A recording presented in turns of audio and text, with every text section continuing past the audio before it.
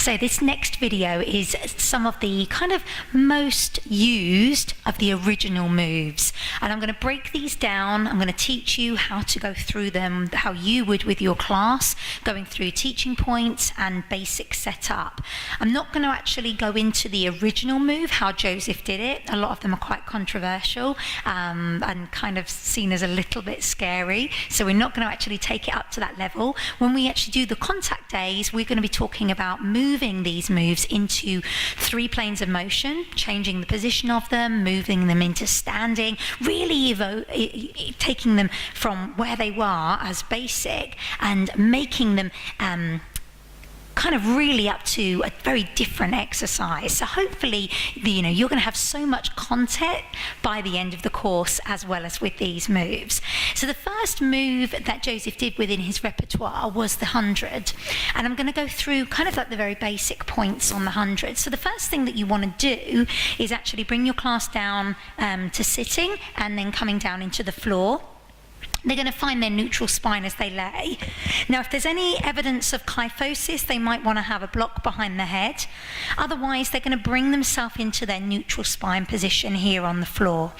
So, again, pressing through point A, point C, coming into point B, or going back to their diamond. Relaxing through the rest of the body. The arms can go lovely wide if they want to relax through the chest and open up that area. Now the feet are either hip distance or possibly wider. If they're quite tight in the hips, it's absolutely fine to take those feet a little bit wider, which is no problem. And the original way that Joseph did this was he beated the arms and he would breathe in for 5 beats and he would breathe out for 5 beats. So our basic formula for the 100 is just to keep everything down on the floor, use the arms as a distraction, breathing in for 5 beats, breathing out for 5 beats. So the way we can progress that would be that we could take one leg up into tabletop and again breathe in for 5 beats, breathe out for 5 beats, and then possibly change the legs over, breathe in for 5 beats, breathe out for 5 beats. And you're really looking here, this area here between the rib cage and the hip bones, that nothing's changing in the front or the back of the body. Next level from here could be that you could lift the head and shoulders if you wanted to, breathing in for 5 beats and breathing out for 5 beats. Changing the legs over. You might want to breathe in for 5 beats, turn the hands over, breathe out for 5 beats. We could extend the leg a little bit further away. So again, that puts more of a deeper pull on the abdominals.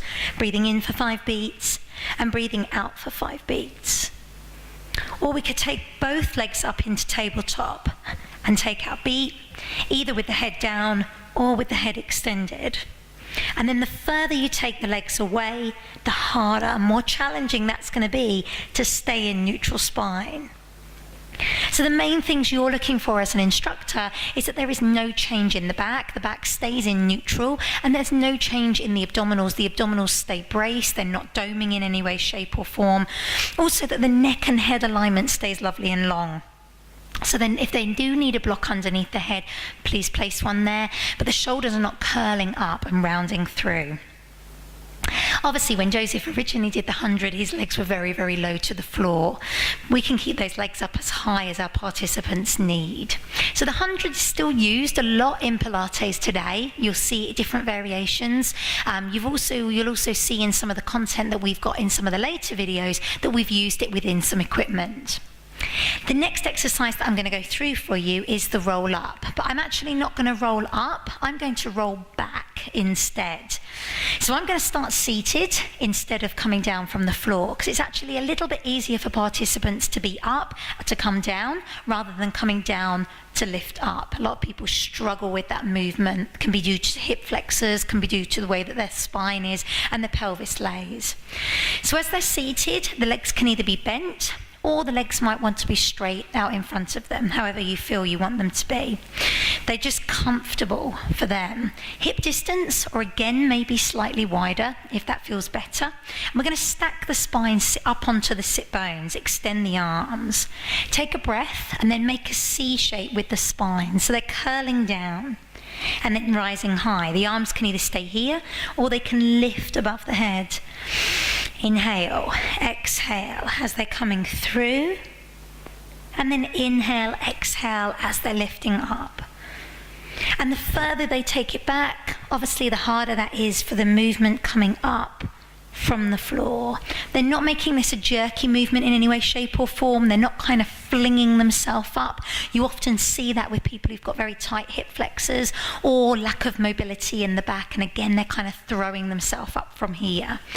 So if they want to, they can start to come down even further, coming into neutral spine as they lay. The arms can come round the body. Inhale, exhale, and lifting up. You can then start to change that slightly if you wanted to by adding maybe rotations in that half position as they're rotating through, possibly a bow and arrow as they're going up and down. Or they could keep it straight, coming through, bracing the abdominals still, nice and strong as they're lifting and lowering. And you'll see again different variations that we put on the videos where you can use equipment as you're doing your roll up. Sometimes clients do need a little bit of an aid in order to be able to come up and down from the floor. So you might need to take a belt or a tie or possibly a strap, a band around the feet where they can come down into the floor and then lifting back up again. Okay, so that's your roll up, which essentially is the roll back, which we do. The next one is the one leg circle, and this again is another popular one. Coming down into neutral spine, so finding that neutral position, having the feet hip distance or possibly wider. Relaxing through the rest of the body, feel free to have a block. So these teaching points are all still the same. Relaxing through the arms. Brace the belly, lifting one leg up. Now very basic, just taking that knee open and back down and then changing over to the other side. So I'm not actually even doing a circle. I'm taking a knee drop. And you'll see this on one of the videos a little bit later as well. Keeping the abdominals strong. No change, and there's no change in the other hip. So the rotation for some people might be a bit too much. So just by taking a knee drop might be enough for them. Otherwise that knee can come up and we can start to circle round, going round in one direction and round in the other direction. The bigger you make the circle, the harder this is, and the further you extend the leg, the harder that is. So we can start to make that even more of a bigger circle. The supporting leg at the moment is bent, but that could straighten out again to make that a little bit more challenging. The abdominals stay braced and the back is staying in neutral here. And the main things that you're looking for as a teacher is their spine alignment again, and also the other hip. The other hip's not lifting. So my head and shoulders stay down to the floor, the other hip stays still on the floor. If you find that is lifting, reduce the range of movement for your client. Maybe bend that supporting knee, okay? But the one leg circle is a popular exercise. Lots of instructors do use it with a band around the foot as well, giving them a little bit more support as they're rolling through. Okay, so the next one is the spine stretch. And the spine stretch is, again, quite a popular exercise which can be done within your classes. Participants might need to sit up onto a block, especially if they've got quite tight hamstrings or very tight lower back muscles. So they're sitting up onto the block, up onto their sit bones.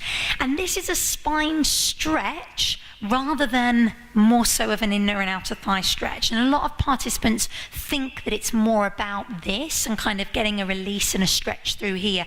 But we actually want to stretch the spine. So you might need to bring the legs in a little bit, maybe even in all the way, to get that spine to stretch forward. The abdominals stay braced.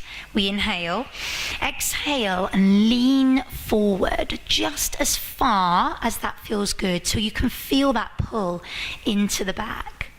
You're probably going to feel something in the legs anyway. That's quite normal. And the feet could be pointed or the feet could be flexed to get a little bit of a different stretch there. You are lengthening through the spine. So I just want to show you from a side point of view. Think of the crown of your head, grow tall and lengthen through that spine. So we're not making a C curve, reaching the hands as far forward as you wish to go. They can hold that stretch for as long as they want to and then bring it back when they need to. So inhaling and exhaling and coming through. Participants might need to bend the knees. So again, could be done here to make that a little bit easier for your participants as you're stretching through, but use props to help them as they're stretching out through the spine. And obviously the more flexible they are, the further they can come through, but again, focusing on the length of the spine rather than the curve of the spine on those. So from spine stretch, this goes nicely into saw. And saw is again another popular move. We're going to take the legs a little bit wider. Again, feel free, same principle here, sitting onto a block if they need to. The spine is going to come out of neutral, so try not to kind of enforce that too much. Think about bracing the belly instead. And the idea when Joseph did it was he took 3 saws, as he was almost soaring kind of like through his foot. The hands go wide, opening up through the chest, palms to the ceiling. Inhale, exhale, coming over, and he did 3. 1, 2, 3. Inhale through to center, and then exhale, come through. 1, 2, 3. So with participants, what you could do is just make it straight from one side to the other. We could bend the knees to make this easier. We could definitely sit on a block to make it more comfortable. We could reduce the range of movement, bringing the legs in as they're folding over. But keep the abdominals braced, and again, not collapsing the head, not collapsing the abdominals.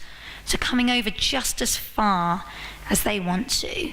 And it's like my little finger is going to the outside of my toe, whilst the other hand is coming back behind me as I'm lengthening through. From here, I'm going to take you into swan dive. Swan dive in its original format is pretty horrendous. He did it in a rocking movement and he kind of almost nearly broke his nose, which I wouldn't advise anyone to do. But in its basic format, we can definitely do. So I'm going to lay onto my front. I'm going to brace through my abdominals. Now, the closer my hands go to me, the harder this is to get movement in the spine. So if participants have got a lack of mobility, move their hands further forward. There's no law these days about where your legs need to be, as in like how close. So some participants might want to prefer to have them closer, hip distance, or even wider if there's any tightness in the back or tightness through the hips. Otherwise, the hands can come close towards the shoulders. We're going to inhale, brace the belly. As we exhale, we lift up and I'm looking forward. So I'm not taking my neck out of alignment. I'm just coming up onto my elbows and then lowering down. Inhale, exhale, and lift up. Lengthening out through the abdominals. I'm squeezing the muscles in my bottom, so keeping them tight and taut, and then lowering down. I could come up a little bit higher if I wanted to and extended, and then lowering down. There's no rush as they're doing it, squeezing the muscles in the bottom as they're lifting and lowering. Making sure that glute squeeze always is predominant there, and that's going to help with the lower back engagement as well. Like I said, the hands can be further away if they need to, so they've got a little bit more movement as they're coming up and through. They could be wider if they wanted to as well there. So just coming up as far as that feels good. So we're certainly not rocking, not rolling, but it's a great mobility move. It's great for lumbar mobility as they're coming up and down from the floor. Another great mobility move is shoulder bridge, and this is a traditional move that is used pretty much nearly in every Pilates class that I've ever seen, and I use it in every class that I teach. I'm going to bring you back down onto your back. Again, the feet can be hip distance or possibly wider if they need to. Relax the hands. Now, one thing I would recommend is that if you are using a block behind the head, get rid of it at this point because it can put a little bit of an impingement on the neck as they're lifting up. So relax the hands, brace the belly, but don't worry about being in neutral because you're going to come out of neutral. So we're going to relax through the upper body. Start with the coccyx just into a pelvic tilt, and then lowering down and releasing. You're squeezing the muscles in the bottom as their pelvic tilt is lifting. It's the very, very baby stage of this shoulder bridge. is just to come up into that pelvic tilt movement. From there, they can start to come up higher if they wanted to, up through the mid-back, articulating through the spine, and then lowering down vertebrae by vertebrae. And then coming up into full shoulder bridge, lifting up vertebrae by vertebrae, making like a ski slope shape with the body. So the knees are the highest point of the slope, shoulders are the lowest point, relaxing the arms, squeeze the muscles in the bottom and the back of the legs, and then lowering down vertebrae by vertebrae, ease through the spine. They could add arms if they wanted to. Those arms could lift behind the head, keeping onto the floor back behind them, and then articulate that back. Stretching really through the lats here. As the coccyx hits the floor, the arms come down by their side. Now, when Joseph did this in his original repertoire, he actually did this with his hands quite rammed underneath his back, pushing up, and he elevated and lifted a leg. So he made it not about spine mobility, instead he made it more about kind of strength, which absolutely you can still teach. So you could stay up in shoulder bridge, big squeeze through the glutes, lifting up through the leg. That leg could lower and lift. Hip bone staying up. It could come out to the side and in. Or it could rotate. Almost making it like that one leg circle as you're coming up and through. Lots of work going on there for the supporting side. Articulate through the back to release, and then you'd go on to the other side. So the shoulder bridge is a great move. There's so many different variations that you can do. We've put lots and lots of content in this kind of little series of videos for you using shoulder bridges with different variations as well. So feel free to use any of those. But in its base format, it's very small, just articulation of the spine, getting the clients to move that sacral spine, which often doesn't get that much movement. Okay, so our next one is spine twist, and we're going to talk about this on the course quite a lot, whether or not you feel you would like to do this seated or whether you would like to do it standing, because it absolutely can be done in both. If you're seated, same principle as your saw and your spine twist. They can be up onto a block if they need to. They can bend their knees as much as they want. Some clients might prefer to have legs straight, others legs extended, otherwise legs could be crossed in front. But the length through the spine is here. Brace through the belly. Again, you're going to come out of neutral, so don't worry about that too much. We can start basic with the hands just together, and then the thumbs near the sternum. Big distance of the shoulders away from the ears, neck is long. Inhale, exhale, turning round to one side. Inhale back to center, and then exhale, changing round to the other side. So you're twisting through the spine, we're not collapsing through it. Next variation that you could do would be hands in Cossack. Shoulders away from the ears, the neck is lovely and long. And when I do Cossack, I do change the hands over after I've done right left. So I change again, just to stop any imbalances going through the shoulders. And then we can take the arms out wide, opening up through the chest. At the moment, I've got my palms down, and there is a reason for that, because I want you to be able to feel the difference. If you then take your hands facing forwards, you'll feel a little bit more of an engagement in the shoulder blades, the scapula retracts as we come back, and then if you turn the palms up, you'll feel a really big difference. So we want our clients to be more open. Generally, they're not through the chest. So palms up is a definite must. If you do this standing, which again is brilliant to do within your warm-up, think about keeping those hip bones facing forwards as you rotate. So let it be about the spine twisting rather than the hip twisting as you're rotating.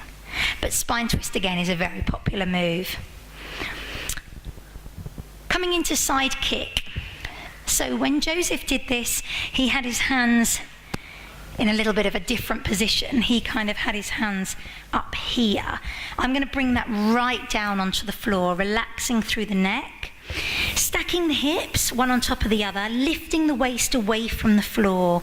If it's uncomfortable in the lower hip, by all means bend that lower leg, get it out of the way. If there's any discomfort in lower back, in participants who are quite lordotic, they might need to bring the legs more on the 45-degree angle to create a more neutral spine here. Hand forward for support.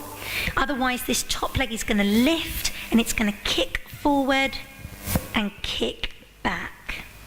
Coming forward, 3 little pulses, and coming back, 3 little pulses. And that can be done with a flexed foot, or a pointed toe, or you can move the feet into different positions as well.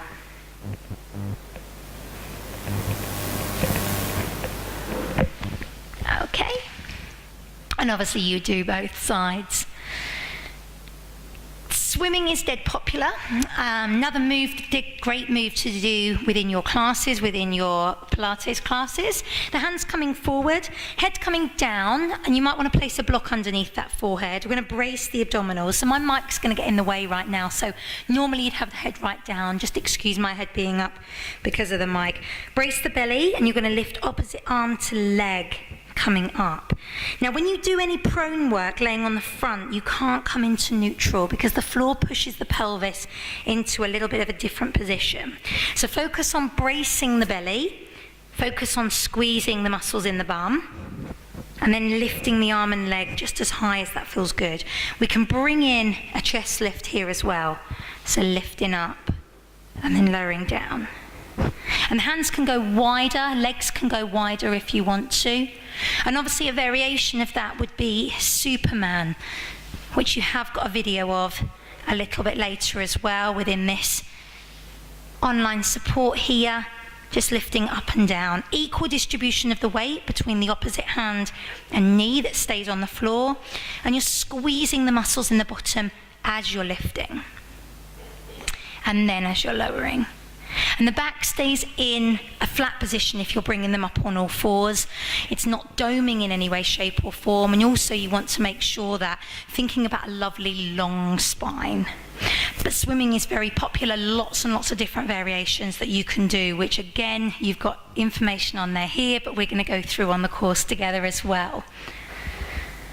Basic ideas for our side bend. Same setup as our side kick. The lower leg can be bent if necessary. We can bring the legs more on the 45-degree angle if we want to.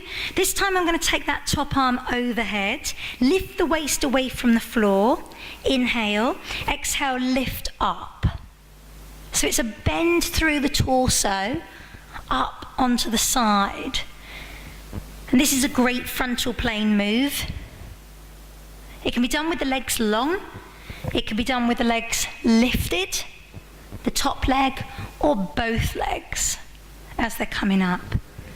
So inhale, exhale, lift, inhale, lower, breathing out,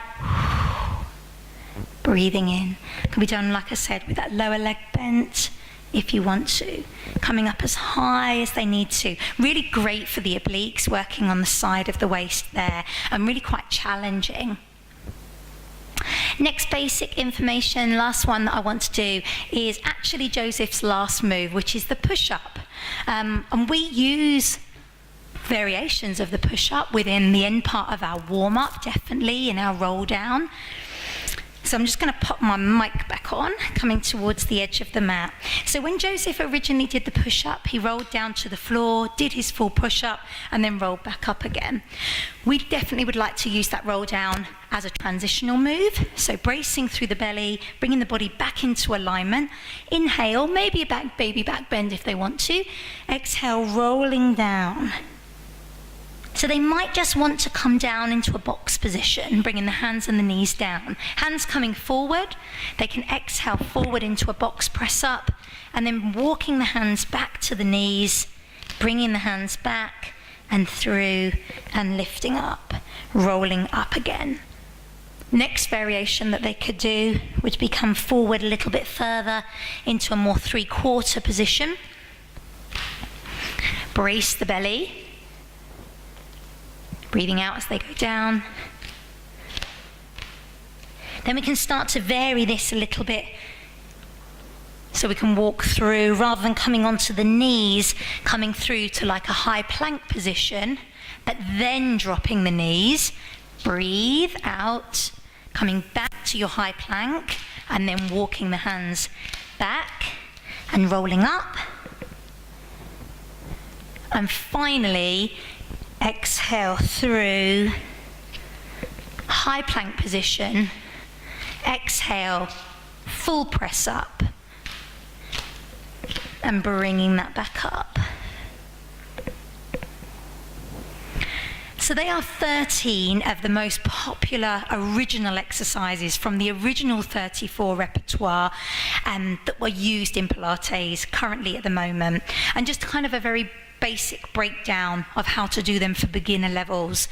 On the contact days, we're actually going to go through all 34, and we're going to take each move, not only look at it in a beginner format, but we're also going to take it and make it into different planes of motion, different positions as well, and really kind of switch it around and get your creative juices flowing so that you come up with your own choreography and the moves that you find are going to be most beneficial for your participants.